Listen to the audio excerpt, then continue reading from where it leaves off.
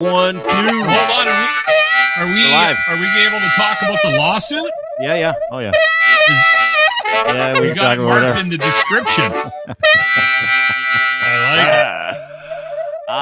it. There's Lochlin Cross, who evades every single rule and regulation about podcasting and broadcasting, yet somehow has had this incredibly illustrious career walking over posts, talking over music, doesn't know how to turn shit on. God, it is good to see you today, buddy. How are you? Awesome. Thank you for having me. Love your shirt. Been sued lately?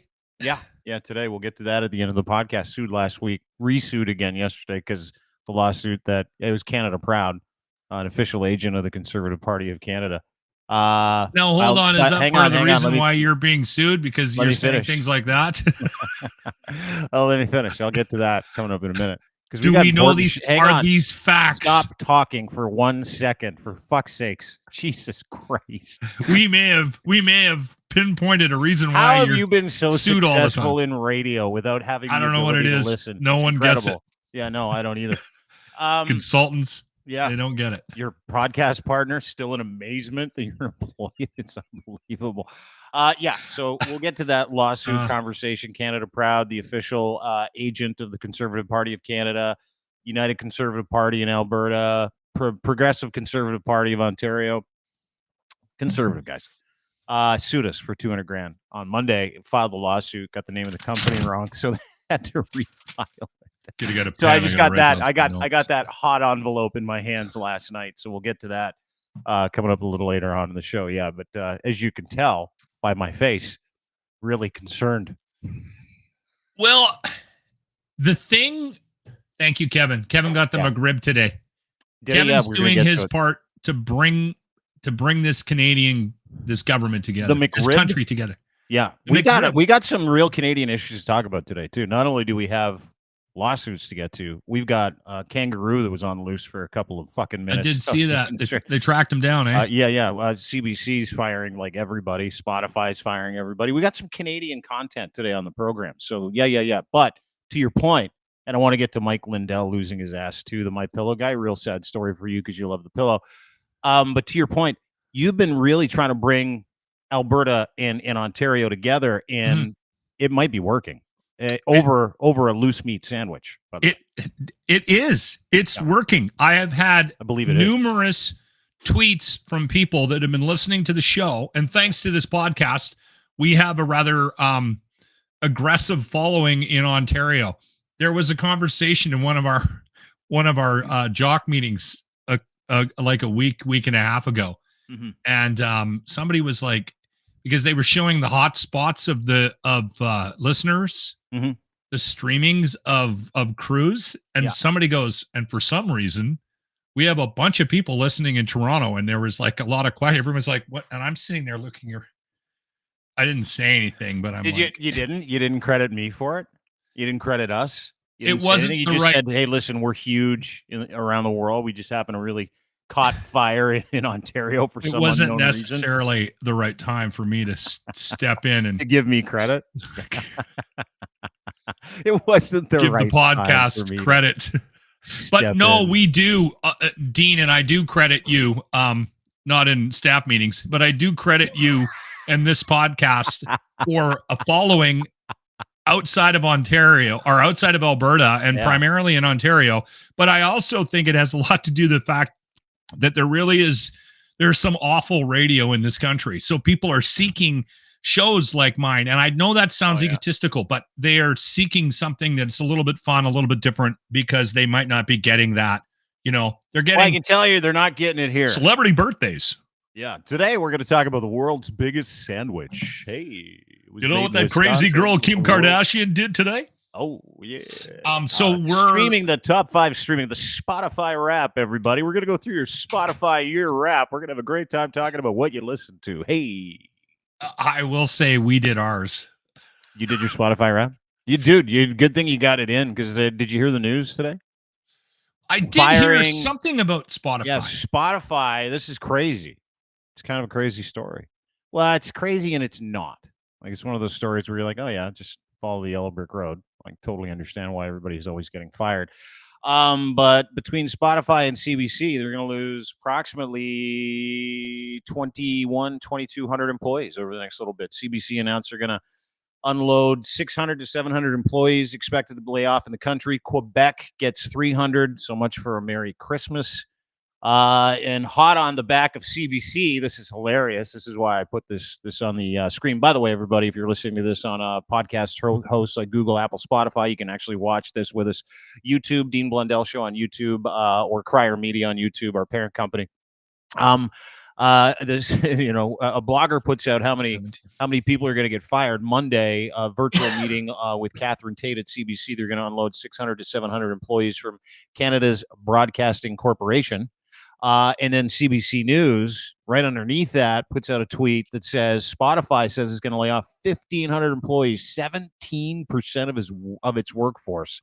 Streaming giant let 600 of its staff go in January, 200 more in June, and now they're going to gas 1,500.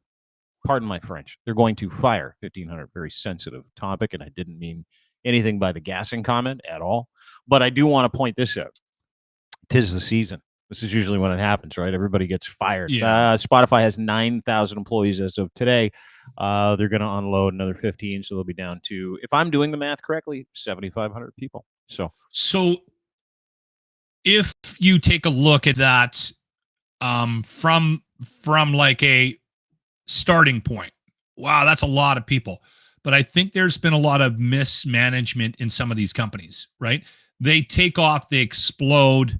Yeah, they're doing really, really, really, really well, and they don't really adjust to the changing markets. And I think that's what Spotify's going through. The CBC thing, are you sure? Like, that does not make sense, because that is a corporation that is propped up by the Canadian government. Yeah.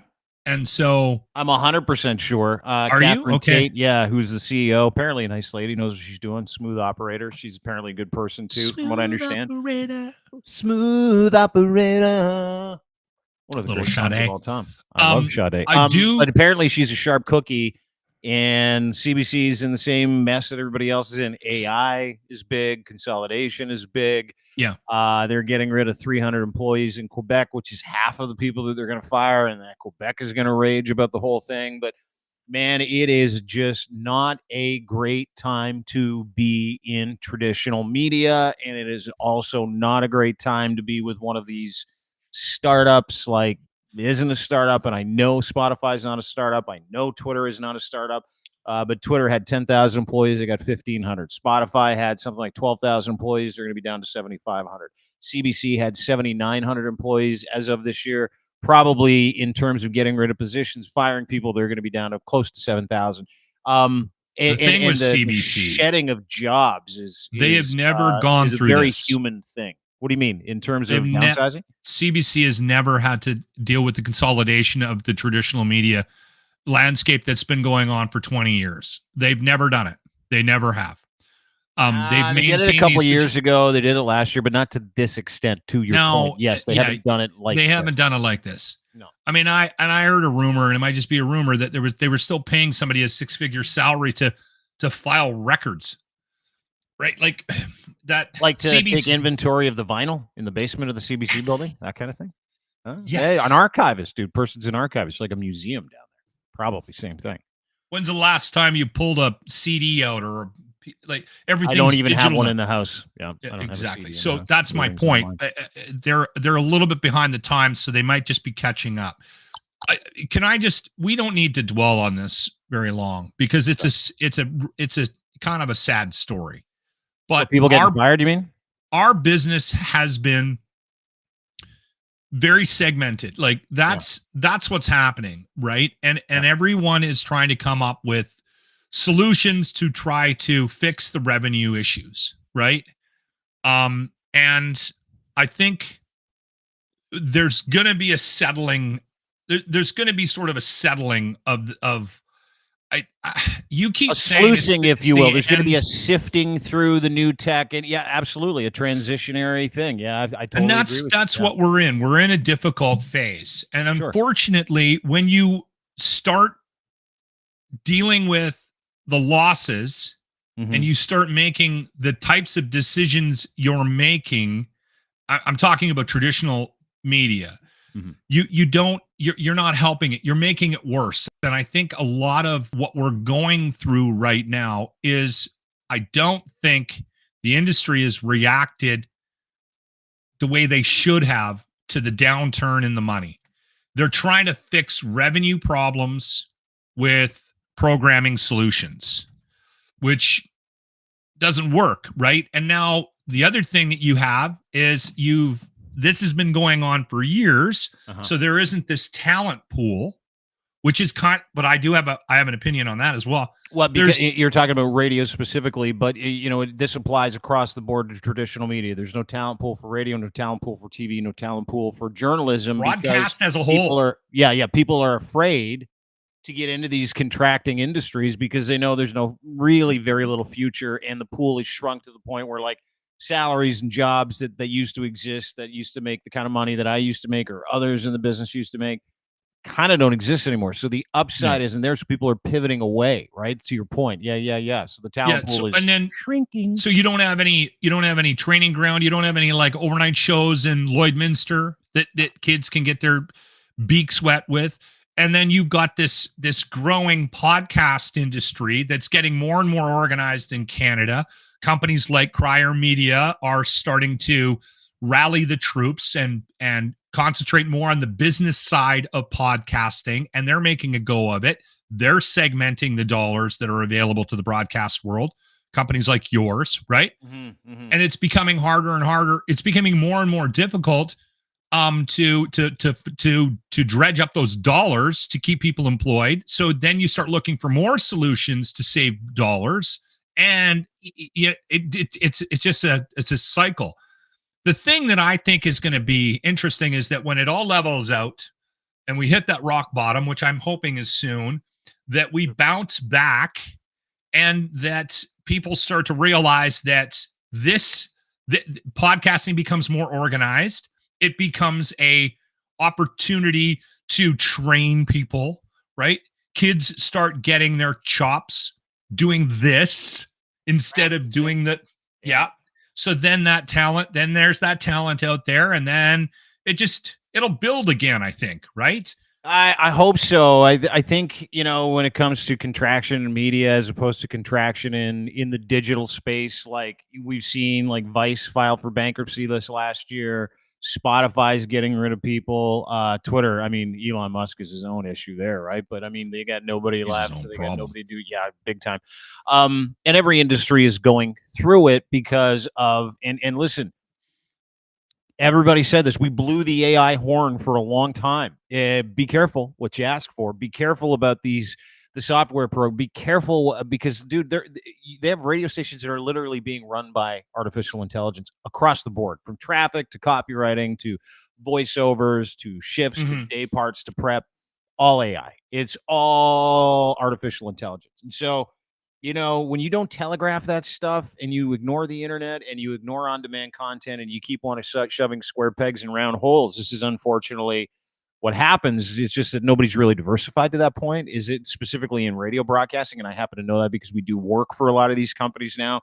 By the way, this isn't the only thing I do. So, we get a nice look inside, or you pop the hood on radio companies that are very good companies, good people who understand that there needs to be more revenue, but their real issues are not necessarily just the revenue and the inventory.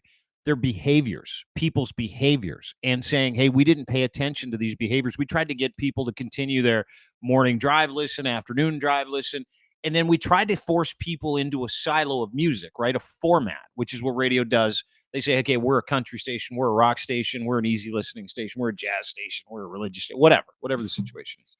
And those times are over, man. People are attracted to content. People are attracted to the things they want to learn and the things they want to do. And so, there are a bunch of reasons, and you can apply that to television. You can apply that to print. You can apply it to everything. It's just a real shame when you see it, because there are a bunch of people who are going to be out of work this Christmas that work for the CBC. And, you remember when we were in traditional media? Well, when I was, you're still in it. There was this running joke. It's like, hey, if you can get a job at the CBC, you're going to make quadruple what everybody makes for doing the same thing, and you're going to have a job for life and the best benefits package in the world, right? That was it. Well, as you pointed out, it's now coming for government jobs. It's now coming for people in that industry. And when the CBC, who lives off the government dole, something that bothers me and has for a long time, but I understand it when it comes to accessibility to news and information across Canada, because nobody wants to pay for a diminishing asset other than the government to keep Canadians informed. That's what the CBC was and what it is. When anybody says defund the CBC, what they're saying is we don't really give a shit about anybody but us, and that's our tax money. Well, not really. So my point is this. When it comes for the government, and the government's like, ooh, that is a waste of money. That is a statement. Now, the CBC a couple years ago, if you remember correctly, said they were going to pivot to all digital. If you remember that. Yeah. Catherine Tate said that when she first ascended to the head of the CBC. So, and I applauded that. So this is something they've been working at for a long time. So this must be the underpinning of that. They're going to get rid of some human people, and it's incredibly sad. I mean, it's just one of those things that you feel sorry for. Contraction in any industry sucks ass. You know, the one thing that I will say about the AI thing is, I think when somebody brings new tech to me, something yeah, you get a lot of people bringing new tech to you, do you? Well, hey, we do. We actually work for a company that is very progressive in that. I just thought you meant when people show up to your house with new tech. No. I'm talking about work. I'm talking about work, and I'm talking about everything from the first. I remember meetings. We had meetings about Facebook. And I mean, I don't need to tell the story about that meeting where the morning show got fired. And then I went, oh, maybe I better get on it because I hadn't quite signed up for it. And then they walked Ron out, and I'm like, okay, maybe I will figure this out. I've always made a point of going, oh, okay, that's new. What is this? And how can this make my life easier? Will I be able to be more productive if I incorporate this into my routine, my work life? I did that with social media, which just caused more work, but I saw it as a benefit because you're able to reach more people, right? Mm-hmm. So I've always been very open-minded to the idea that, that something new might make my life easier, my work life easier. And AI is definitely one of those things that we've been exploring the last year or so in my company. And ChatGPT is something that I use almost daily, but I don't use it to write for me. I use it as a research tool. I'll punch something in there, right? Mm-hmm. Why does my dog snore? Da-da-da-da-da, right? And it'll shit something out. And then I might be able to use that. I may not be able to use that on my radio show. So AI is more advanced. Well, there you go. You just lost a producer. If you actually had one, that would be your new producer. Well, I know that, but what I'm saying is in other markets you would. Yeah.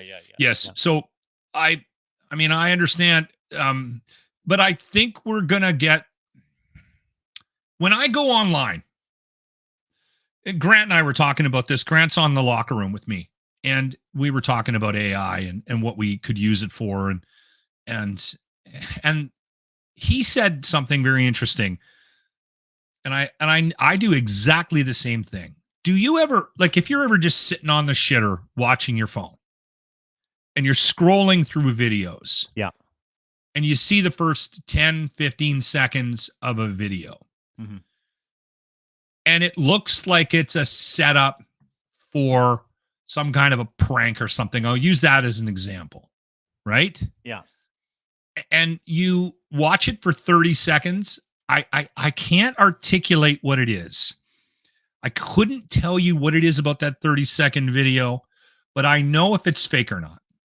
I can tell by the acting, I can tell by the presentation, and I can tell that this isn't something that happened authentically. And I think for me, in my world, I see people seeking out authenticity. And I think you're going to see that more and more. And that's where I think we're going to come back, because I think people, I'll give you another example. When we're on the radio, this has a little bit more meat on the bone. Thank you. And I hope nobody from my company is listening to this, but when we're on the radio, we have a text line, 780-989-0957. So you can text us. You all morning, tomorrow morning. Jimmy, Grant, myself, pay attention to it. We always thought it was funny to get the dyslexic little person who quite often is drunk when he shows up at work to respond to most of the texts. I don't know why I get humor out of that, but he's got awful grammar and horrible spelling, and he has random text or random capitalization of words. So if you're on the text line and you ask a question, like what song was Locke talking about or what movie was Locke talking about, you're going to get a response from Jimmy, myself, or Grant. Probably 75% of the time, it's going to be Jimmy. Mm-hmm.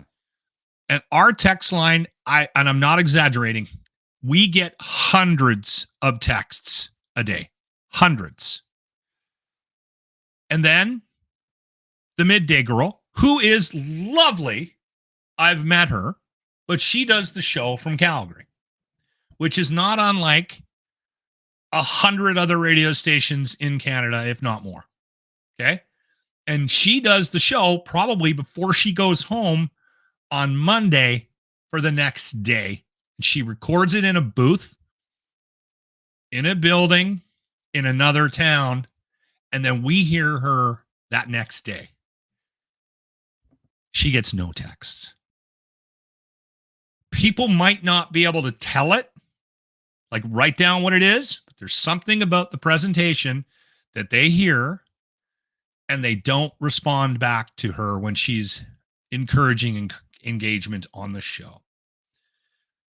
And I think people look for that. I think they want that. They want a piece of that live thing. And that's why I've been so bullish with you about doing this live. People want, they know. I don't think that. No, hang on. I'm going to stop you. They don't want anything. Nah, they don't give a shit. People don't give a shit anymore. Yeah, you're wrong. No, very few people. You've got this boner for live anything. It's like live nothing doesn't matter as long as it's authentic, as long as you're telling the truth, as long as you're entertaining and your content's great. It doesn't fucking matter. Like it has nothing to do with it. And people are afraid to go live. Dude, there's a reason certain brands are enormous right now that when you listen, like, and when I say brands, I mean podcasts, right? There are people who are really shit at this that have enormous numbers, who are not entertaining, not professional, not interesting, not creative, none of those things. But they can slick the shit out of a 30 to 60 to 90 second micro content video with the right bells and whistles and all the other stuff. And boom, boom, boom. The currency. I'm not saying there isn't value in that. What I'm saying. There's currency in the space is incredibly different. It's incredibly different because people know that they've been lied to, or that, you know, radio is performative and television is performative, and that is not real life. That's the issue that traditional media has, is that, you know, sniffers on people that are really good with online content and love the on-demand stuff and love to get informed, know that they're not getting informed listening to somebody repeat the news that happened that day, or if it's on the radio, legitimately just do another poll about the best Netflix shows of all time. Like, seriously. Again, I don't want to get into specific details because I may have done that poll. Yeah, I'm sure you did, as I have too, when everybody thought it was really cool. Ooh, we could just do a whole morning show of polls. This would be great. We just read. Listen, there are people out there that are very good at delivering this or broadcast in a recorded fashion. There's people out there that digitally, on a podcast, on Facebook, on Instagram, or whatever, are really good in that recorded arena. Sure. And they have a thing. Like you said, they have a certain currency. They've struck a chord. They've garnered an audience, right? I wasn't saying that it doesn't work. I was saying that I think down the road, what's going to save this industry is authenticity. I think people are going to look for and feel. And maybe the live thing isn't the be all end all. Dude, and not everybody is saving radio. Nothing. Radio will be saved if it just identifies the idea that it needs to. We're not talking about just radio, Dean. Same with print, same with television. If they just accept that it's dead tech and they go, you know what? We're going to understand what this whole thing is. It's a megaphone to bring people into an ecosystem to sell them things. That's what we have to do. Right. But I'm telling you right. But I'm not saying we do this on this podcast. We segment, and I'm talking about the industry as a whole. I'm talking about because now everybody does everything. You can't be a one-trick pony. You have to be able to figure out how to put that micro content out on your social medias. You have to be able to do a podcast with a guy in Toronto who's wearing a scarf. Correct. But you have to be able to, if you are a radio station and if you're a television station and if you're a print journalist, you have to play by those rules too, or you will die. It's very simple. And everybody ignores that idea. Oh, wait a second. The people who are most successful at this, they do this.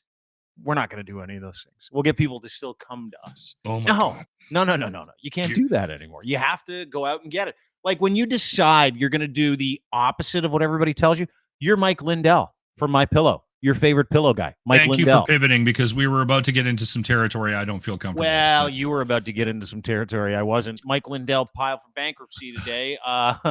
A reporter named Linda Traits says, "Oh, it's so sad. Mike has done everything they could to go bankrupt and destroy Mike Lindell's My Pillow business, all because he committed the grave sin of supporting his president. He's paid millions in attorney fees defending himself against Joe Biden, blah, blah, blah, blah, blah." There's Mike Lindell 5 years ago, okay, on the left, the My Pillow guy. You've got one of these pillows. You love it, don't you? You think it's the best pillow on the market. I really do like the pillow. He was at that point in time where he's with him with the pillow, he was worth $400 million. There's him yesterday after he filed for bankruptcy, taking a selfie, looking like the crack addict he was from 2000 to 2009. That's the sad thing about this. He is broke. So I know a little bit about Mike Lindell.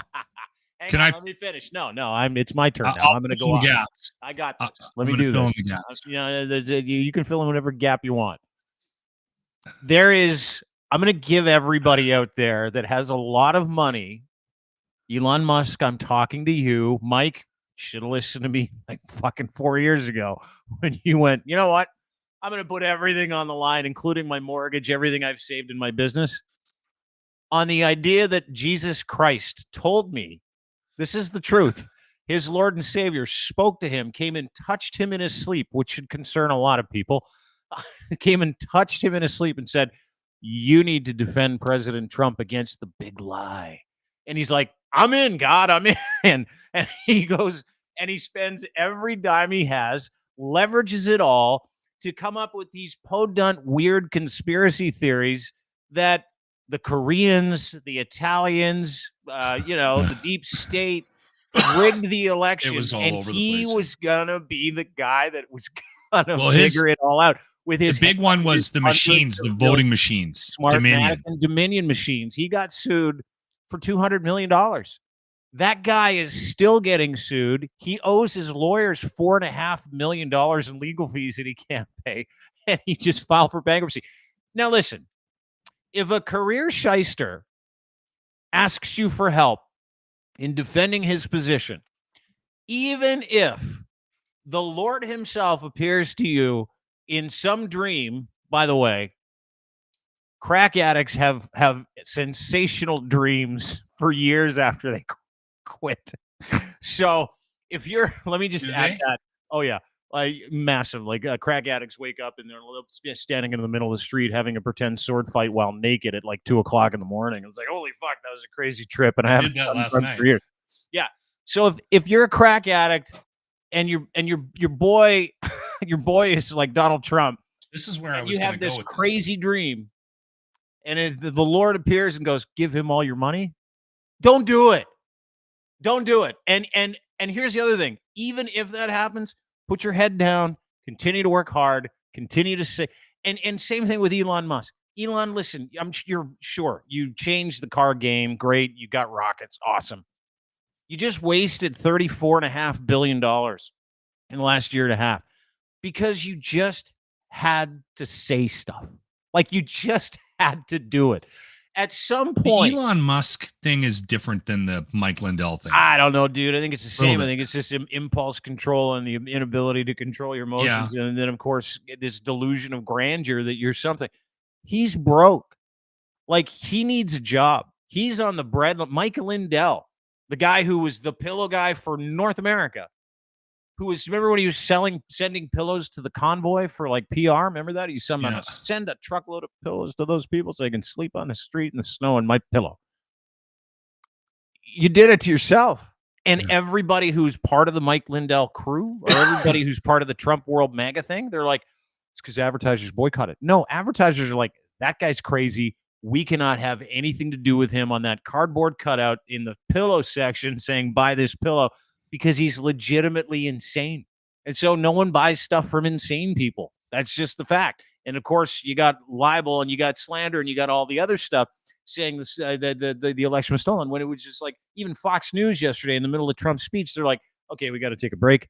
Everything he just said was a lie. I'm like, wow. I mean, like, at some point, someone who's gone all in or just decided they'd have no impulse control, someone should have just pulled him aside and said, listen, you got 20 million left, right?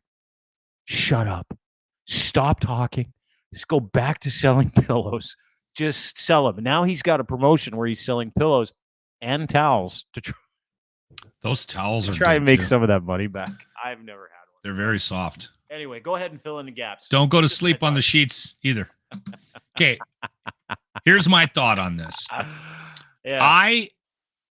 I've been around a while, and I want to preface this comment with I know that I'm gonna be swimming around in some hypocritical waters based on the fact that I have some addiction issues and I may or may not be an alcoholic.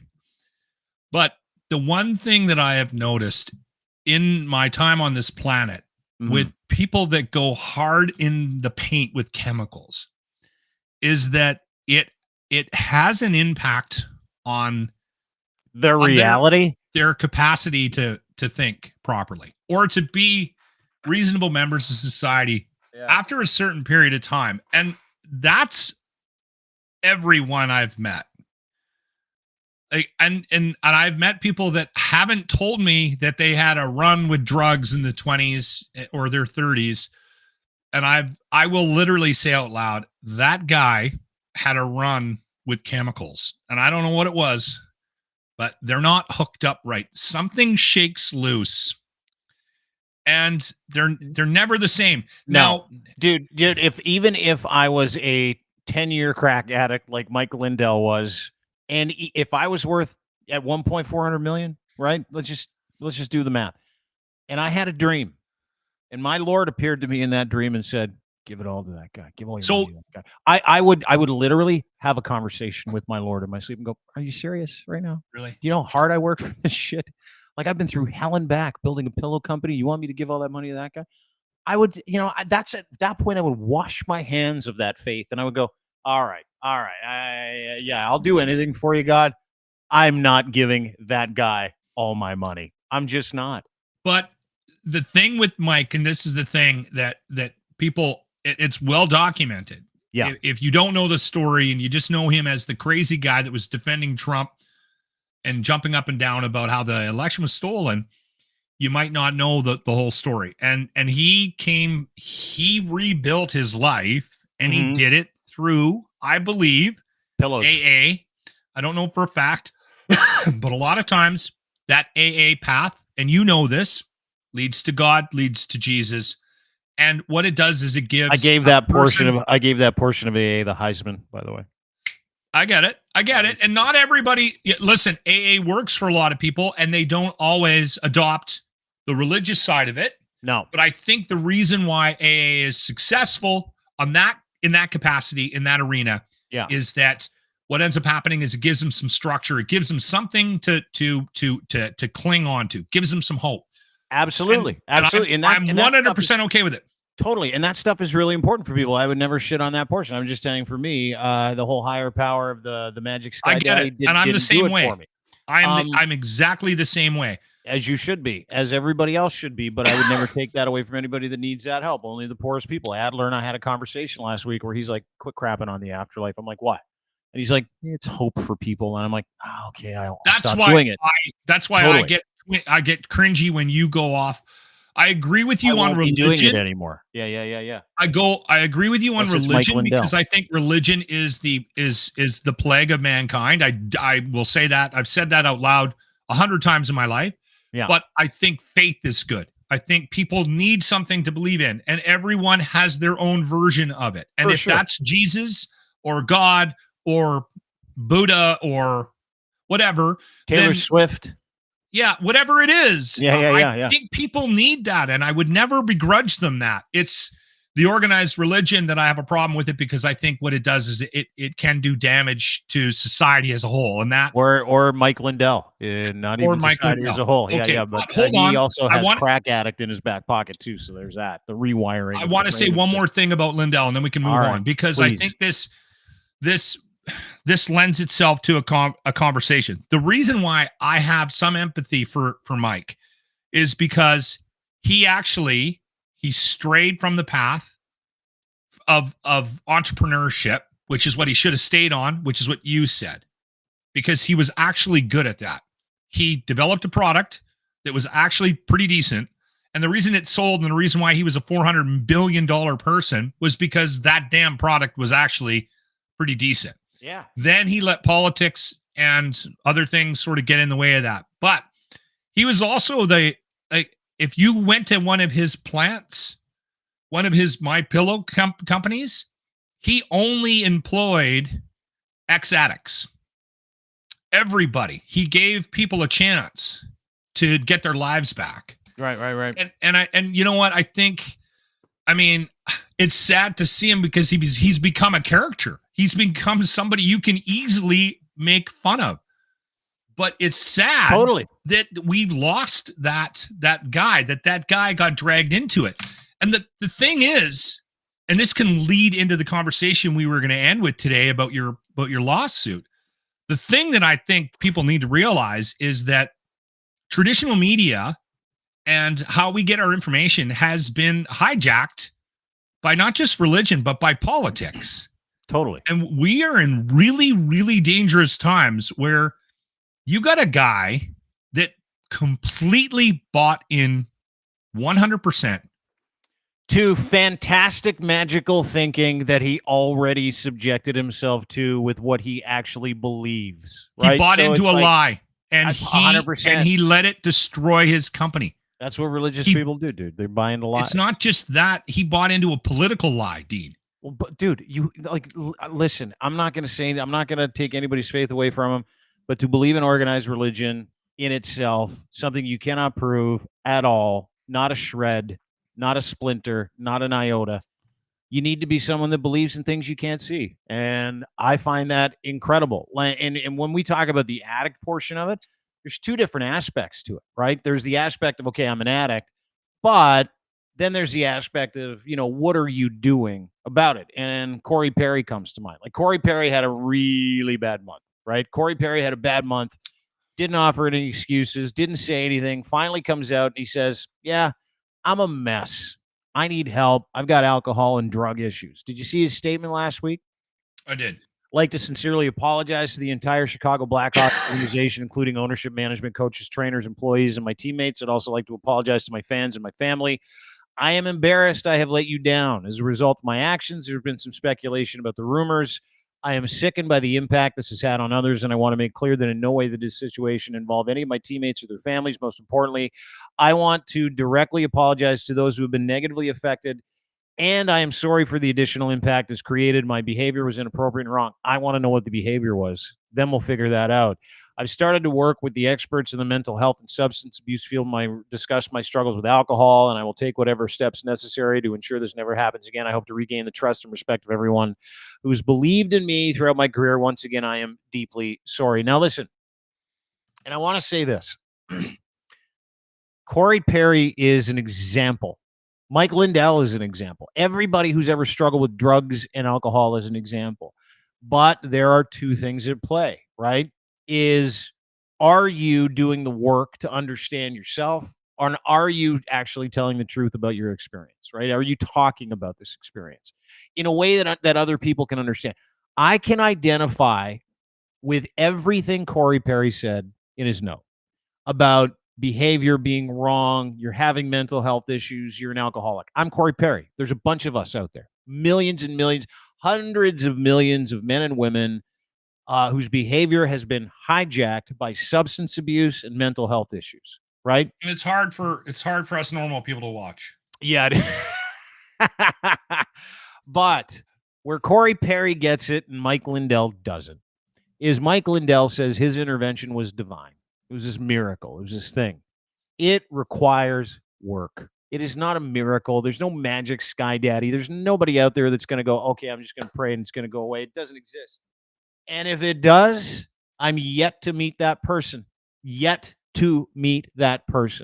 who has this incredible, miraculous experience of being healed of their addiction and whatever it is that they're going through, mental health issues, by something they can't prove, by something that we know didn't touch them, by something that lives in a book that was created in 1611. That is bizarre to me, because the only thing I know to be true is the effort that we put into getting better is legitimately the effort that you give to understand yourself and get a diagnosis and do cognitive behavioral therapy, to go to a therapist to figure it out. That's what Corey Perry's doing. Mike Lindell did none of those things. Mike Lindell was left to his own devices. Corey Perry does not have Mike Lindell money. Mike Lindell got sober. Well, he just took a different path that you don't agree with. Sure he did, but now he's broke again, right? Corey Perry, because he bought into a political lie. He needed to believe in something. Because he believed that magic was going to save his life. Dean, he needed to believe in something, and that's the essence of what Charles Adler was saying to you. Totally. Right? Yeah. He was telling you people need something to believe in, and that's why I desperately try not to judge people for whatever it is that they use to get by in life. Right? Dude, go ahead and sue me. Sue me for being right or wrong. No, I'm not saying you're wrong. I'm saying that the addiction piece in this conversation is interesting. Yeah, totally, dude.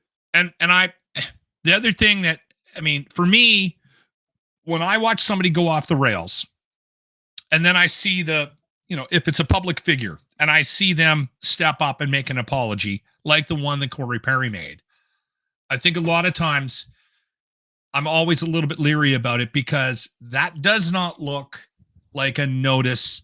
That doesn't look like something that was written by him. It looks like it was prepared to fill a narrative that the Chicago Blackhawks you've been right about none of it so far, like the Connor Bedard's mom thing. Why not take a shake at it and say his lawyer put that out instead of you? Why not? I'm just saying. I'm saying, listen, if Corey Perry is legitimately in trouble and he's reached a point where he's realized he needs to fix himself. Yeah. And he's going to go through those steps. I'm not going to, I guess for me, when I read that statement from him, to me, it's not the statement that I'm proud of. You know how hard it is? You know how hard it is to release a statement saying you have mental health and alcohol issues? I'm not saying it's easy. I'm saying now I think the proof's in the pudding. He's got, and I hope he gets there. And here's the thing. Not a single fucking person can judge that journey other than him. No, absolutely. Yeah. That's it. Yeah. So I want to know about the extraneous circumstances. I love details. I want to know what the behavior was, what the incident was, because there was an incident. He kind of said there was an incident. That's exciting. Happen. Yeah, I know. I want to know that stuff. But what I judge myself on is my fascination with that stuff as well. Right? Yeah. When I see that statement, I look at that and I start connecting the dots and I go, okay, how badly did the Blackhawks screw this up? Why did you have to write that letter? Who was over your shoulder when you did it? Are you really at a point where you've got to figure out sobriety and make some changes in your life? Or are you just doing this because somebody pulled you into a room and said, this has gotten out of hand? Now Connor Bedard's mom's involved. She had to take her. Other people's lives are being impacted. Whether that happened or not, that's where he's at right now. So it's interesting. It's and a lot of people judge you when you do a week of radio shows on whether or not he banged Connor Bedard's mom. But I'm telling you right now, I don't feel guilty about Winnipeg? Yeah, well, you should, you dick. Did you see that reporter in Winnipeg that's like, so Connor, what do you make of those rumors? Mark Chipman, the owner of the Jets, had to go and apologize to Bedard and the team afterwards. It's like, dude, unfounded rumors. and you ask him like it's a serious thing when everybody has said the opposite, Bedard's like, I'm not talking about that shit. You got to be kidding me. Guy's 18. Guy's 18. I feel bad for the kid. I feel bad for the kid, but I was subject to your rumors. I can't wait to see the signs that show up at Rogers Place when the Blackhawks are in town next week playing the Oilers. Someone is going. Pass me the puck, son. Watch. Someone is getting sued. Guaranteed.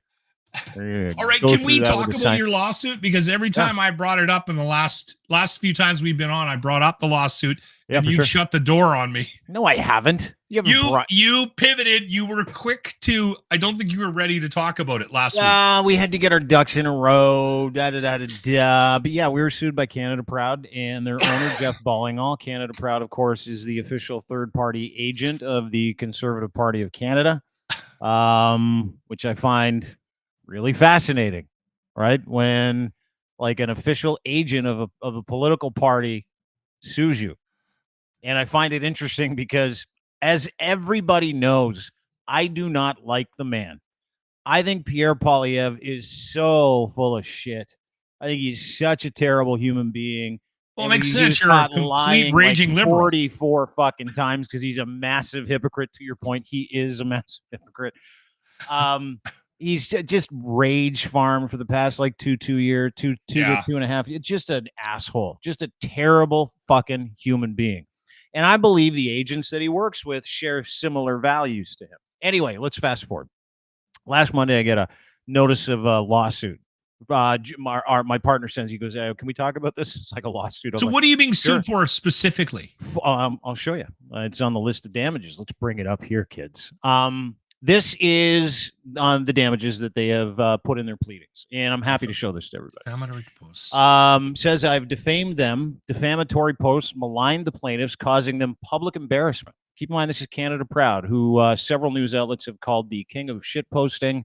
Several news outlets have fact-checked them and basically said they don't tell the truth for effect in certain situations on behalf of their client, gaslighting, etc. Anyway, said I caused Canada Proud and Jeff Ballingall, an official agent of the Conservative Party, who rage farms for a living, distress and exposing them to further false accusations, derision, and significant ongoing reputational and economic harm. There's that. Sorry. The second is, as a result of the defamatory posts, the plaintiff has sustained and will continue to sustain significant economic losses. The full particulars, which will be provided prior to the trial of this action. They've also said at all material times, Lindell was a public personality, used his X account in order to defame the plaintiffs. The abuse of his public position to defame the plaintiffs, keep in mind, my Twitter account is just mine, has amplified the damages which the plaintiffs have sustained and will continues to sustain. Well, it's a couple of spelling errors. We'll just go past that, I guess. The defendant's conduct towards the plaintiff is high-handed, malicious, oppressive, and offends the sensibilities of this honorable court. So somehow I've offended a court without actually getting there. This outrageous conduct merits condemnation and deterrence. Consequently, the awards of punitive and aggravated damages are appropriate in this circumstances. Now, why is that important? Why are those things important? We don't know. Our lawyers don't know. But I can tell you this. These are the two things that they want. These are the two things Canada Proud has put in their pleadings, their lawsuit to us, which they had to refile again last night because, like I said earlier, they got the name of the company wrong the first time. Super important. This is what they're asking. This is what they want. A permanent injunction restraining the defendant, me, from defaming, slandering, libeling, and or publicly commenting. The last part's important. Publicly commenting about the defendants. So they want me to stop talking about Canada Proud, what they do, what their efforts are. They want me to stop commenting on the hundreds and hundreds and hundreds of thousands of tweets that they put out alleging things like, here, Justin Trudeau's wife decided she was going to break up with him because she prefers men. That's a Canada Proud. That's a Canada Proud, BC Proud. Yeah. Okay. And it's all that they're all under the same umbrella. Yeah. Yeah, they because I don't believe they tell the truth, and because I've mentioned that, like in this Canada Proud little ditty that started. I may have retweeted that last meme. What Canadian grocery stores look like under Justin Trudeau. This is from a Canada Land article called "The King of Canadian Conservative Shit Posting: How a Former Navigator Consultant is Weaponizing Facebook Against Liberals." This is their work. This is what they do. And not just that. I mean, there's been lots of articles, including this one. Ontario Proud frequently threatens online critics with legal action. The people who have sued us, specifically in this case, the lawyer is a gentleman named Ryan O'Connor, lawyer good standing. Never met the guy. He's probably a nice guy. Might even have a pint with him, even though I don't drink. One of those fake pints. This is kind of what he does. This is from last year, where he threatens critics of Ontario Proud, Canada Proud, any one of those Proud network agencies for taking issue or criticizing their work and criticizing the gaslighting, criticizing the work that they do. And so you can see here, they call it high-handed hate mongering. I mean, it is on and on and on, and it is almost a form letter, so to speak, of how they handle people who critique their work. Now, this is a company that calls himself a media company, but they're exclusively an agent of the Conservative Party of Canada. Ryan O'Connor is the lawyer at in this case. Like I said, probably a good lawyer, probably a good dude. This is crazy. This is abusive. You mean the threatening people on Twitter time after time after time? There's another page of it here. Always the same thing. Always the same thing. Clients' legal costs, responsible payment. We're going to get you. This is something that has been going on for quite some time, and they've decided to sue me. They decided to make an example out of me, which is interesting because the first time I heard of these guys, hang on, I'm going to put something on the screen here. First time I heard of these guys legitimately was during the convoy last year. If you remember that little ditty back in February. I remember when we started talking about Canada Proud. Yeah. It was during the convoy because they were repeating some of the messaging. They were putting out things saying "Go truckers" when they weren't really truckers, and this isn't about mandates when it was about mandates. This isn't about this when it was about that. So we rode pretty hard against legitimately the occupation of the city of Ottawa, right, which was under siege for 3 weeks.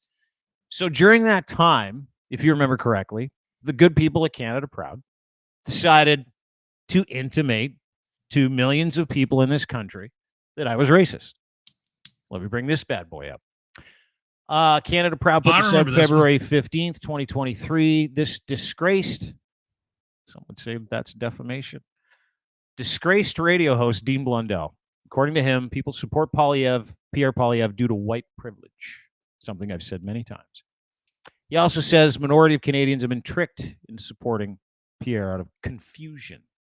So that's the source, Twitter, February 13th, 2022. They've taken the tweet that I put out of context because someone was like, how do you explain the people of color or the minorities there? I'm like, I don't know. They buy the same shit he's selling. Apparently they're confused. What's that banner on the bottom? Dear liberals, you are not entitled to the votes of minority Canadians. I don't know. Just another, it killed two birds with one stone. How can we allege that Dean is racist? How can we allege that Dean is racist to a whole group of people that follow us? How can we damage his reputation? Right. And by the way, I did nothing about this because I didn't give a shit. I was like, just shit posting, even though it really did bother me. And it really did have an impact on what we do. And it really did have a negative impact on what we did. So I let this go. So long story short, this has been one of those weird, bizarro things where at the end of the day, you go, wait a second. How can a company, any company that is an official agent for a political party that calls people in a roundabout way racist, that has been admonished not just by several other news outlets and not just me, dude, not just me, CTV, CBC, like the CBC article about Jeff Ballingall, CBC article about how Mobilize Media and his company, by the way, Jeff is on the lawsuit as well. He owns Mobilize Media, which owns the Canada Proud Network. How can they continue to threaten people with lawsuits when they say they stand up for free speech, when they do the exact same thing they're accusing other people of? which is what this is. And that'll be the question that I am really excited to have answered. The questions I want answered is, how does this work? How have we been able to as a country literally sit through all kinds of divisive shit, like fake pictures of grocery store shelves? This was a lie. They put out a lie that this is a Canadian grocery store that looks more like a Soviet grocery store in the 80s. That was during restocking night. That's what that was in a Nova Scotia grocery store, which that grocery store then put out a correction saying, no, that was during restocking. We've got lots of food here. Come and get it. How can they continue? How can they sue me? How can they sue a private citizen for saying, I think you guys stoked the fires and I think you organized the fires? How is that possible? You might be asking. Well, the answer is, we'll find out. We'll find out, and I'm excited to find out. I'm really looking forward to going through this process. A lot of people in my position would go, let's just not talk about them. There's a million other things to talk about. I don't believe I've defamed them. I don't believe I've libeled them. Our lawyers and our legal team would agree. But there might be a judge out there who does not. You have as a private citizen to say what you want, whether it's right or wrong. Specifically in the province of Ontario, which is covered by anti-slap legislation, which is I'm allowed to comment on the things that people put out. I'm allowed to suggest that maybe they're not true. I'm allowed to suggest that they're not accurate. That's what I was doing. So the key here with a little spice. Yeah, I don't ever do things just like, because I'm bored. I think you're being sued because of your spice. Spice being mean? What kills me about this, dude, is this is what makes me laugh. They say that I've caused them public embarrassment. I got 95,000 followers on Twitter. We got another 35, 36. We've got maybe a couple 100,000. These people have millions and millions. They've been mocking Justin Trudeau with homophobic tweets and posts. This one was paid for allegedly, according to Press Progress, by the owner of Lululemon, who does work with Jeff Ballingall and the Proud Networks. My wife decided she likes men. I mean, it is phenomenal. It is truly a remarkable thing that but the timing of it is incredible too, right? Because they're an agent of the Conservative Party of Canada and the Ontario Conservative Party. That lawsuit came the same week these things came out, with Pierre Poilievre literally getting crushed. We led the charge against two of Canada Proud's clients over the past month who were caught lying to Canadians. Doug Ford's Conservative Party and Pierre Poilievre's Conservative Party. That was one of the, remember when Pierre Poilievre was like, is that his real name? Yeah, I think so. Yeah. And then Doug Ford, same thing when he got caught with the Greenbelt scandal. We reported widely on that. Those were viral stories. These were viral comments. I couldn't vote for a Jeff. I just couldn't. So I agree with the name change. Got to go with Pierre. So it's fascinating to me. Sounds more French. If I'm going to be, it is we. If I'm going to be reductive a little bit, what's fascinating to me, I do want to make a couple of comments, is that a political party really can't sue people unless they do something really bad, right? So I'm not being sued by a political party. I'm being sued by an agent of a political party. And the two main issues that they have is they want my money. So they ask for $200,000. Let's just quickly break that down. That's a lot of fun. They want general and special damages in the amount of $125,000. They also want punitive or aggravated damages in the amount of $75,000. That's what they want. But what they want first is a permanent injunction restraining the defendant, me, from publicly commenting about them. So, where does this tie in? They don't want me talking about them or their clients. Who are their clients? Pierre Poilievre and Doug Ford and your girl, Danielle Smith. Yeah. They don't want me talking about any of those people. And so what we've done is this, because we've had to, is we've set up a GoFundMe, which you can find in the description of this podcast. You can also find it on my Twitter feed, @It'sDeanBlundell. And I'm shocked because we put out a few tweets on the weekend and we're about halfway to our goal of being able to fund this, because I don't want this to end until we get the answers that I would say 30 million Canadians would like, which is, how is this possible? How is this possible? How has it been possible? How is it possible that an agent of a party that wants to stand up for Canadians, that wants free speech, how is it possible that they have a group of people that literally spend all day, it looks like, threatening people to shut up or you're going to get sued? Stop taking issues or with what we do and say or you're going to get sued.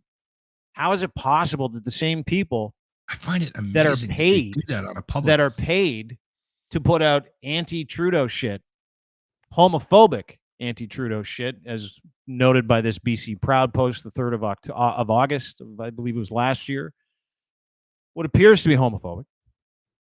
How is it possible that they can have an issue with me saying, I don't believe you're not helping stoke fires of stochastic bullshit?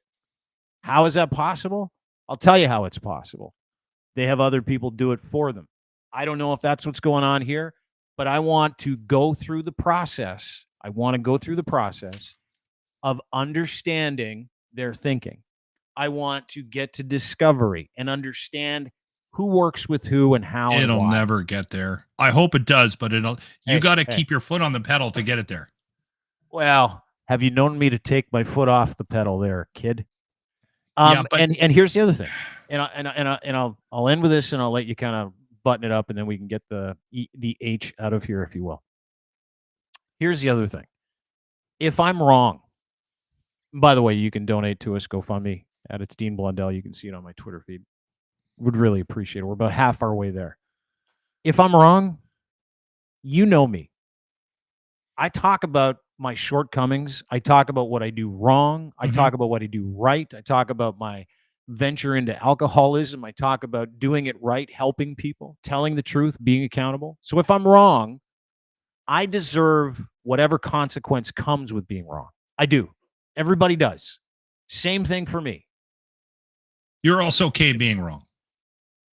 I love it because it means I get to learn how to be right. But if I'm right, you know what's at stake here? If I'm right? If I'm right, and I believe there's a weird network of goings on, and the people who are doing this to Canadians, and I'm not just talking about this organization, I'm talking about several others, are interconnected when it comes to their messaging, when it comes to who they support, and whose reputations they're trying to destroy through gaslighting, misinformation, et cetera, et cetera. Because I can plainly see, like everybody else that has been recorded on Canada Land, CTV, CBC, Toronto, everybody, that this is what happens. This is what third-party agents do on behalf of political parties so they can keep their hands clean. I don't know if that is the case, but boy, oh boy, if this can stand on its merits, and if I'm wrong, I'm happy to be wrong, and I'll pay the piper. But if I'm right, we get a look underneath the hood of what can only be described as one of the most divisive supercars of communication in the history of this country. And I want those answers. I think everybody wants those answers. And so I'm going to stand here and I'm going to do my best to figure this whole thing out. And I'm going to do it with Canadians who support the GoFundMe, who support us, with people who actually want answers. There's no conspiracy theory here. Nothing. None of that stuff. I'm well aware of who we're up against. I'm well aware of why they're doing this. I have my own opinions. Our lawyers have their opinions. Our legal team has their opinions. But we're not going to go anywhere. And we're definitely not as flush as a company that is largely funded by donations from the oil and gas industry, home builders. It's incredibly well documented. You can check it out at Crier Media. You can ask for their books. You can have a look for yourself. I ain't lying. And the other thing they have to do, which is fascinating, they need to prove, because of this lawsuit, they have to prove the damage that you're doing to them in order to be successful in court. And that means we get to see some books, and I'm happy to show our books. They're very thin, by the way, our books. Very, very thin. Okay, I just want to show you the difference between you and I. And it's a simple story.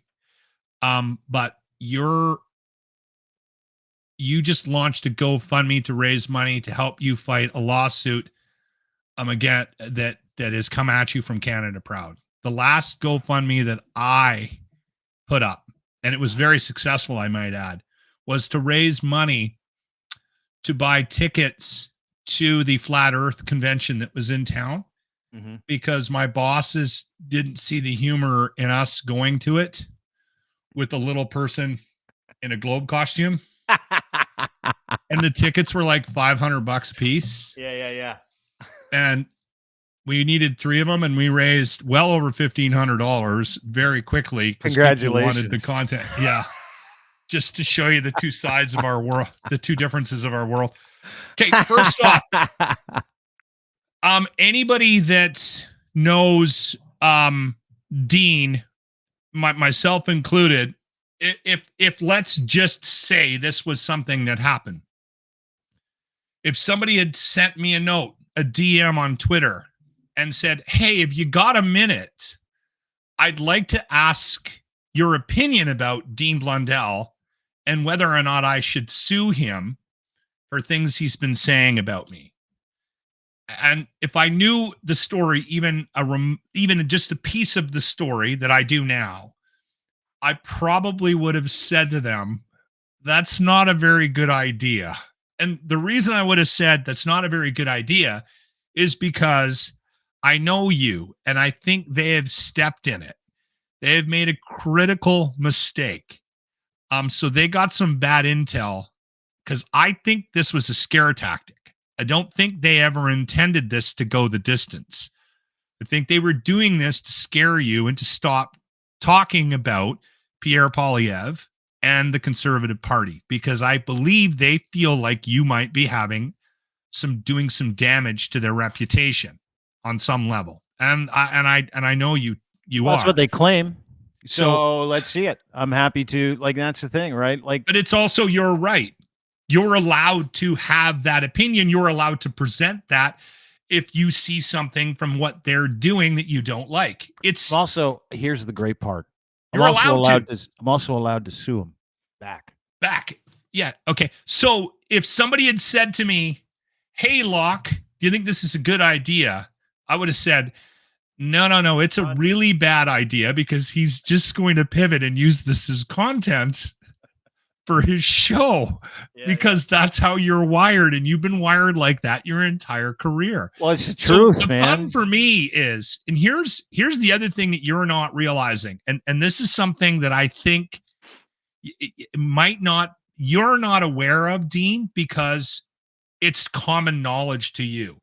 The big reason why this lawsuit is happening is because you have brought attention to Canada Proud and who they are and their connections to a political party that nobody in the country really knows. I did not know that. I would never have known that without knowing you and being a part of this podcast. And I think that's part of the problem here, because this is a strategic maneuver of the right, and actually the left, is to control the narrative now, right? And so a lot of parties do this. They get entrenched into non-traditional forms of media to present a case, a story, a narrative, as if they are real media, and to garner support. Sure. And so if that's what Canada Proud is, and which is what it's fairly obvious that they are, if you really look underneath the hood, I think they're pissed that you're highlighting that fact. Well, can I just highlight it with a story from the CBC real quick? Let's just put this on the screen. You can see this on my Twitter feed as well. This is from the CBC. This is April 28th, 2022. Poilievre's campaign hired his team behind Canada Proud to boost his messages online. Okay, there's that. Pierre Poilievre, I'll just read this to you. May be known for his social media savvy, but his campaign is getting some help from conservative media meme machine. Jeff Ballingall's company, Mobilize Media, which owns Canada Proud, has been retained by the Poilievre Conservative Leadership Campaign. Sources familiar told with the hiring. CBC News is not revealing the source's identity because they are not authorized to speak publicly about it, which means it was leaked.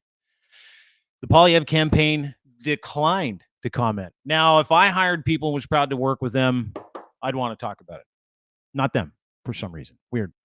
Jeff Ballingall, who's the owner of the company, specializes in shareable anti-liberal messaging that often takes on mocking or outraged tone. His Canada Proud and Ontario Proud accounts have amassed hundreds of thousands of followers on Facebook, tens of thousands more on Twitter and Instagram. Mobilized Media bills itself as an offering digital services strategy, boosting online communities to support campaigns, helping clients harvest, quote, troves of data to guide campaign and measure its impact. On his own, Polyev had made social media content that had been shared by hundreds of thousands. Having his messages amplified online by Ballingall's assets is undoubtedly helping the candidate. One recent Canada Proud post, for example, featured a news article about Polyev's energy policy with the comment, money to Canadians, not dirty dictatorships. Do you agree with Polyev? Another compared a picture of Pierre Polyev rally with hundreds in attendance of a shot of rival candidate Jean Charest holding a meeting which had a dozen people. Yikes and a half, it said. I mean, that's funny. I think that's actually interesting.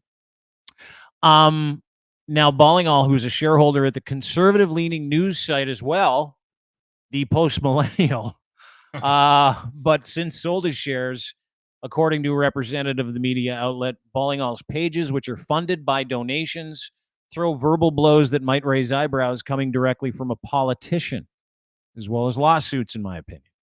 One example is a post that said, while inflation made Canadian money worthless, Prime Minister Justin Trudeau is worthless. While Ballingall services can boost a campaign, Proud pages come in for considerable criticism. The lead up to Ontario's provincial 2018 election, CBC News reported user comments insulting then Premier Kathleen Wynne's appearance and sexual orientation were visible on Ontario Proud's Facebook page. Some of the comments employed profanity. One reader wondered why no one had shot Wynne.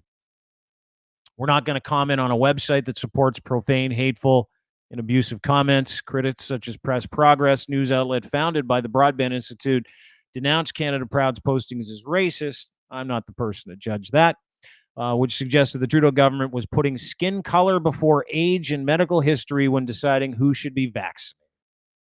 Gaslighting, that kind of stuff.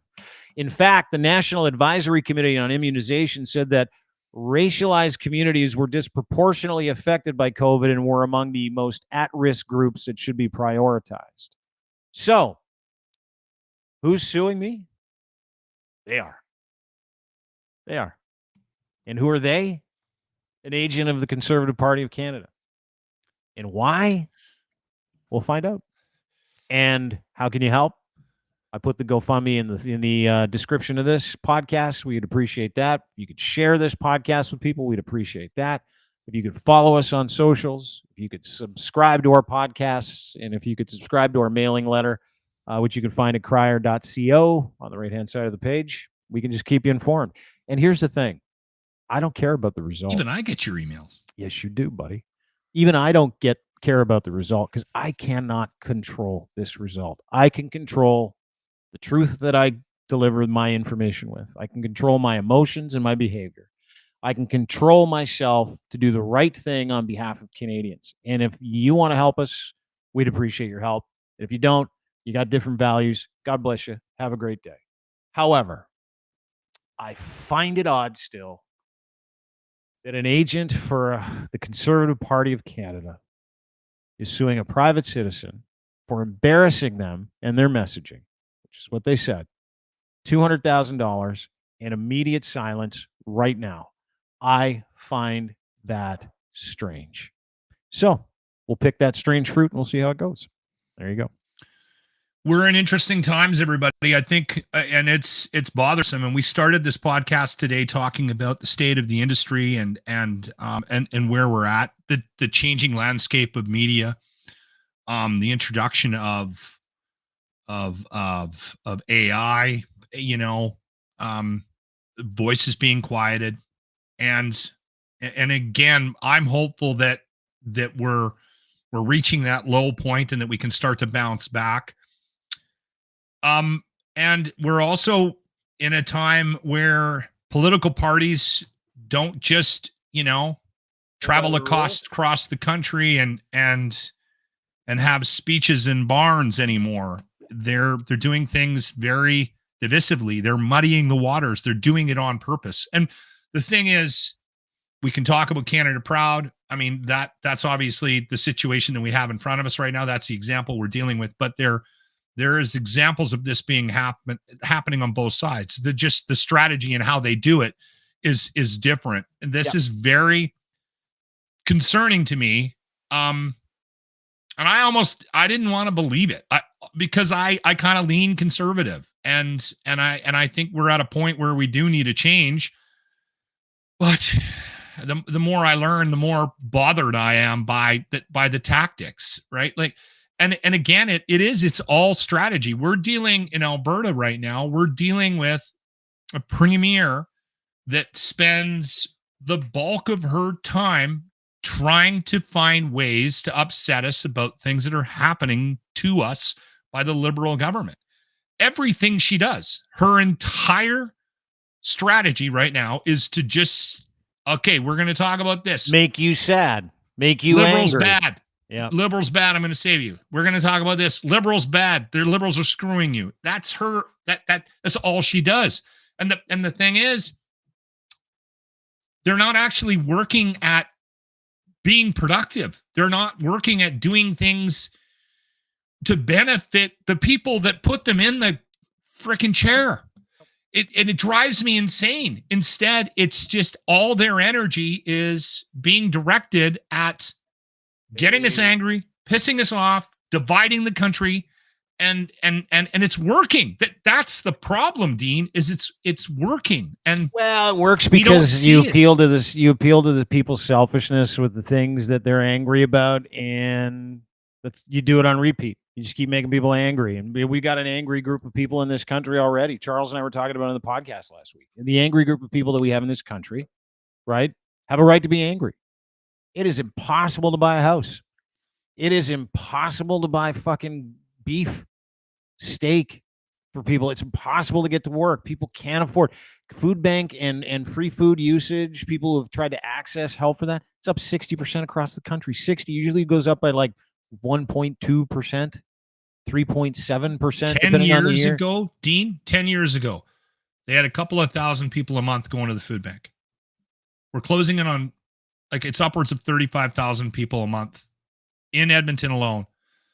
And these are people you know, by the way. So I get it. I get the anger. I'm angry. We all are.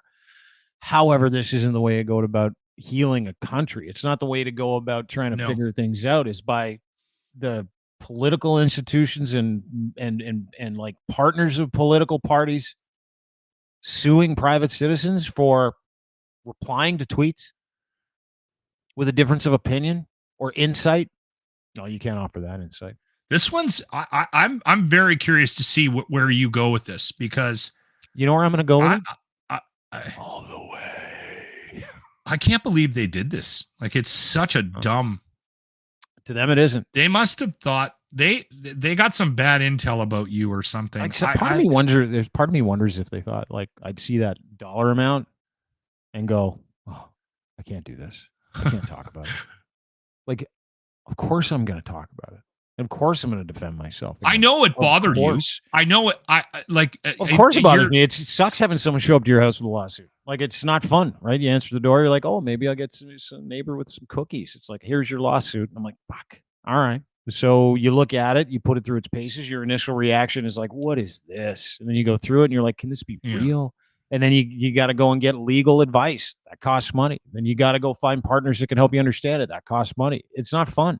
No. But it's stressful. It's stressful. It is and it isn't. You know, it's stressful only if you don't have support. And I'll tell you what, I've been blown away by the money, the support in that GoFundMe account. I think we're half our way there to a $25,000 ticket. I think we're at about 12.5, if I'm not mistaken, in like 5 days. You know, I'm blown away by it. I'm blown away by people legitimately giving me their hard-earned anything. Yeah. Because they believe in the same thing I believe in. I mean, that's the part of this that truly makes me grateful. You know, you go through this process, you want to hide from it, like anything, right? Any legal issue, anything that frustrates you, anything you don't want to deal with. Can I say this? Want to run away from it. But hang on. Going through this, though, I've been just like overwhelmed with like real feelings for people who have chosen to take time out of their day and money out of their bank account to support us Not because, we're going to stick it to the man. I don't want to stick it to anybody. I just want the truth. And people want the same thing. So the fact they identify with that, I mean, it makes me emotional thinking about it, to be honest. Sorry, I didn't mean to interrupt. No, I wanted to jump in there because I know how the GoFundMe came about, and I know that you kind of had to be talked into it. So just because there was people in your camp that were like, no, you need to do this because this will give you some legs to go the distance with it, and you'll be able to actually continue to fight. And I think it's a necessary fight. I do. Not just because it's you and because I know that you're going to make this interesting and it's going to be entertaining to watch, but I think it's interesting because I think it's going to start to highlight to a lot of people in this country the hypocrisy of this new landscape, this new media landscape, right? And I think people need to be aware and they need to be a little bit more discerning about who they choose to listen to. And we had a guy on today that called because I stuck my toes into the 15-minute city conversation this morning. You jerk. Begrudgingly. And the guy called up and he said, and this terrified me. And he said, I get all my news from you guys. And I immediately, my first response was, God help you, Matt. Like, what's wrong with you? But then I started to realize today, I've been thinking a lot about that conversation that I had with this guy. Yeah. I'm like, you know what? There are people that have gravitated to different forms of media to get information because they don't trust anybody anymore. And there's a reason why they don't trust anybody anymore. Because we're losing that sense of authenticity. We are, right? Mm-hmm. We're losing our voices. It's happening over and over again. And I don't know, man, we definitely have to. Not put up with it. I shouldn't be playing a doctor on the radio. Okay. So I want to point out my own hypocrisies here. Right. But I think that's good fun. That's a good fun, dude. You know what I mean? Yeah. No, people got to stand up for themselves. You got to stand up for you do. And I don't mean stand up for your ability to be an asshole. I mean stand up for yourself. Stand up for the truth. Don't let people bully you. Don't let people tell you what you can and can't say. Unless, of course, you're saying something incredibly inappropriate and totally wrong. Then, go ahead and bully that person. And but people have to baseline of truth. Yeah. They have to step up and they have to support the people that are actually going out of their way to do things like this to get information out there that might be like, I'm shocked on a fairly regular basis that the things that we talk about are just completely ignored by every other form of traditional media in this country. Might have something to do with me. There are countless examples of that. And I think you've heard me say it out loud more than a couple of times. Yeah. Why is nobody talking about this? Because why are we not I'll tell you why. You want to know why? Scared. Scared. Why are they scared? Because of stuff like this. Mm-hmm. We're going to sue you. We're going to sue you. We're going to sue you. We're going to sue you. We're going to sue you. We're going to sue you over and over and over again. Nothing scares an average human being like the threat of being tied up in a big legal proceeding over something, anything. Well, however, I have some experience in that arena, so I ain't scared, as they say. And we'll see. I'm fearful of climate change and the impact it's having on the hops crops and the supply of beer down the road. You're going to be fine. You're going to be fine. That's what I'm worried about, if we're being honest, Dean. All right. Okay. And I might start a GoFundMe to help stockpile beer. I'll donate to you. Okay, thank you. Thanks for doing this, dude. It was great to see you today. Great Monday. Yeah. Hey, by the way, if you are in Edmonton, we are continuing with the speaking of the food bank. It is it's a charity that we a couple of times a year, if not more, go out of our way to try to support here in Edmonton. And we're doing that this week and did last week. If you drop off a food bank donation, cash, I don't care if you come down with a can of pork and beans, we'll get you into a draw for a pair of Metallica tickets, the weekend passes for the show in August here at Commonwealth in the summer in August. So you'll get to see the Friday night show and the Sunday night show. We're going to announce the winner 9 a.m. on Friday morning. So you got lots of time to make it down to the radio station. We're live 6 a.m. to 10 Mountain Standard Time. And if we're on the air, come down and drop off a donation. Jimmy and I are manning the front desk after the show for 4 or 5 hours every day. So you can come down after the show as well. And then I know Pam is taking people in after. Look at you, big, gruff Mr. I drink 12 beers a day. Manny, trying to get, you're so nice. You're way nicer than you give yourself credit for. Hey, listen, true. This you can pretend you're a big, tool. Tough guy. This is a powerful tool, so I'll use it for good. I'll use it for good. As you should. We all should. We got a responsibility here. Come by the radio station, say hi. I'll take a picture with you. I know there's lots of people that listen to this podcast in Edmonton. Dude, save me one too. I want a picture with you. The famous Lochlin cross. Oh. Talk to you soon. Do you want me to send you a Christmas card? Yeah, I do. Yeah, I really want a Christmas card this year. Freddie's sending me his. Freddie, you know, Fearless Fred. I love Fearless Fred. Yeah, he's sending every year. Is my favorite thing. He gives me a Christmas card. It's always super fucked up. So this year he said it's one of the greats, and I'm really excited. Oh, really? Christmas card really? too. Yeah, you would actually really like our Christmas card this year. I'll send you. I'll DM you what it is because we lost a bet. You're gonna love. No, don't put it out because we're. Okay, no, I'm not sending it to you then. Okay, well, I'll wait. I just won't. All you had to do was tell me not to put it out. This coming from someone who can't keep a secret to save his life. That's awesome. I don't trust you because I don't trust myself. Oh.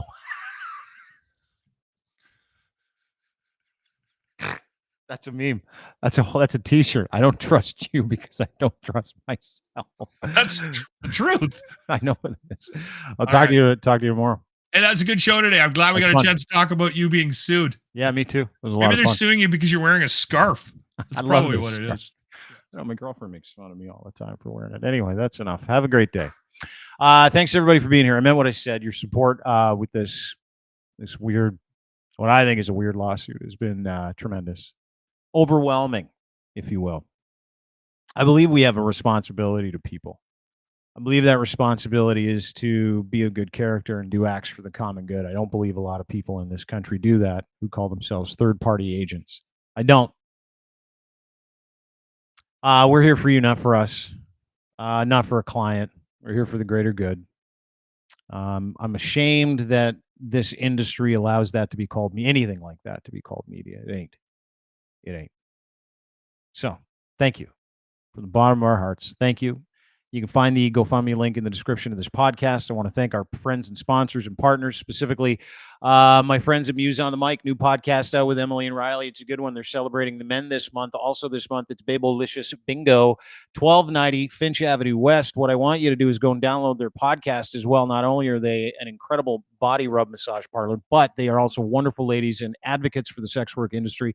Muse on the Mic is an incredible podcast. Also, you can get it on Patreon, anywhere you get your fine podcasts. Learn about what it is that industry does for people, not what you think it is according to your morality. I highly encourage you to go download it. Emily and Riley, wonderful people. Really proud to be partners with them. Also proud to be partners with our friends at Cantork, Canada's #1 assembly tool expert, making rugged, hardworking, beautiful torque wrenches. Canada's leading industrial tool experts, giving you the very best in sales, service, rentals, calibration, maintenance, custom fabrication of industrial torque tools. No matter the scale of your bolting project, they have your solution. And their new website at cantork.com. You can see those solutions. You can spec it out in real time. You can get in touch with Colin and his incredible group who brought all the manufacturing back from overseas. They do everything in Canada proudly for Canadians by Canadians, but for heavy industry around the world. So if you're looking for a bolting solution, they have it. You don't have it, they do. If you want it, they'll make it. They'll take care of it. They'll fix it. They'll do all that stuff for you. Go to cantork.com. Great new website. Do that today.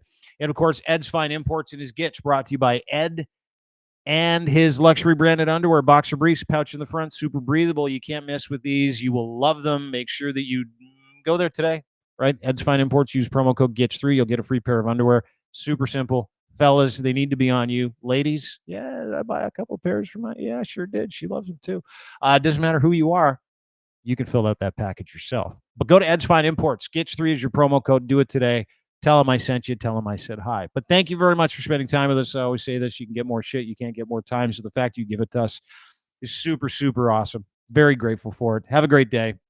Don't forget to rate, subscribe anywhere you get us. Any podcast host, Google, Apple, Spotify. Of course, you can get us on YouTube. Crier Media on YouTube. Dean Blundell Show on YouTube. You can also get us at crier.co. Again, crier.co. Have a great day. We'll see you tomorrow. Bye.